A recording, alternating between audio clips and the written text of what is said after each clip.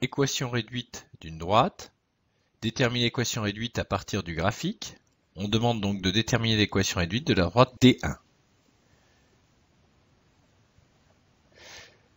Ici, on ne peut pas lire l'ordonnée à l'origine directement sur le graphique avec précision. Il faudra donc faire le calcul de cette ordonnée à l'origine.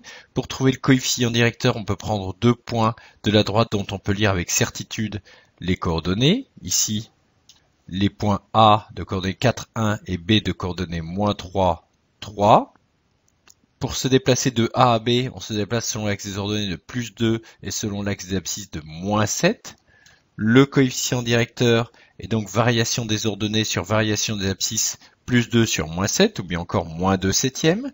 L'équation réduite de la droite D1 sera donc de la forme y égale moins 2 septièmes de x plus b. Pour calculer la valeur exacte de b, on va utiliser les coordonnées soit du point B, soit du point A. Le point A appartient à la droite D1. Ces coordonnées doivent donc vérifier l'équation réduite de D1. On doit donc avoir YA égale moins 2 septièmes de XA plus B. Avec YA qui vaut 1 et XA qui vaut 4, on obtient ainsi donc une équation du premier degré d'inconnu B. Il faut donc isoler B pour déterminer sa valeur.